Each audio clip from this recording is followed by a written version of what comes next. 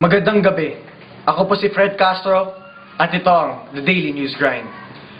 Matapos ang sunod-sunod na pag-ulan dulot ng hanging habagat, ay dali-dali na naman nakaranas ng pagbabaha sa loob ng UST at sa apat na kalsada na pumapaligid dito. Pagsapit ng Huwebes ay madaming nakadormitoryo ang naubusan na ng supply ng pagkain na stranded at nawalan ng kuryente. Ang Central Student Council o CSC, gamit ang kanilang Twitter account, UST CSC 2012-2013 ay nagsilbing daan sa pagkalat ng emergency hotlines at mga numero ng mga kainan na patuloy pa rin nagde-deliver sa kasagsagan ng habagat. Pagdating ng Biyernes, isinuspindi pa rin ang mga klase hanggang noong Sabado. Samantala, isang malawakang relief operation ang isinagawa ng mga Tomasino para sa mga nasalanta sa kasagsagan ng hanging habagat. Nagtipon ng 25 voluntaryo ang Central Student Council na galing sa bawat kolehiyo sa universidad at nagpatuloy sa Santo Domingo Church sa Quezon City noong Biyernes, dala-dala ang mga donasyon tulad ng damit, pagkain, tubig at mga gamot. Noong Lunes naman, sinimulan agad ng Central Student Council, Student Organization Coordinating Council at mga local student councils ang pagtanggap ng kahit anong donasyon na may bibigay ng bawat Tomasino. So, nandito na ang ating relief goods.